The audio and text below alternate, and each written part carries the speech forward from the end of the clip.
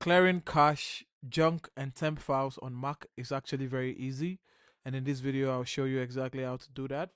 If you find this video helpful, please don't forget to like and subscribe. Now the first thing I'd like you to do is navigate to the desktop of your Mac. Now what we're going to do from here is we're going to go to the left side of the screen where we see the Apple icon logo. We're going to click on that and we're going to click on System Settings. Now automatically it's going to load on the general system settings on the left sidebar, but if it doesn't, you click on general, and when general loads up you're going to see storage and you're going to click on storage. Now from here you can see the header that says recommendations. Right under that recommendations header you can see another header that says empty trash automatically. Now this is where you're going to click on the button that turns it on, and once you click on this button it's going to ask you, are you sure you want to empty trash automatically?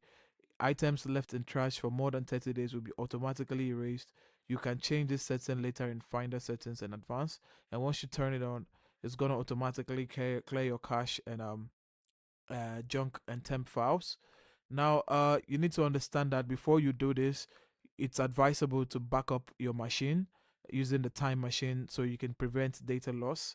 And that's how to clear cache, junk, and temp files on Mac. If you find this video helpful, please do not forget to like and subscribe. On to the next one. See ya.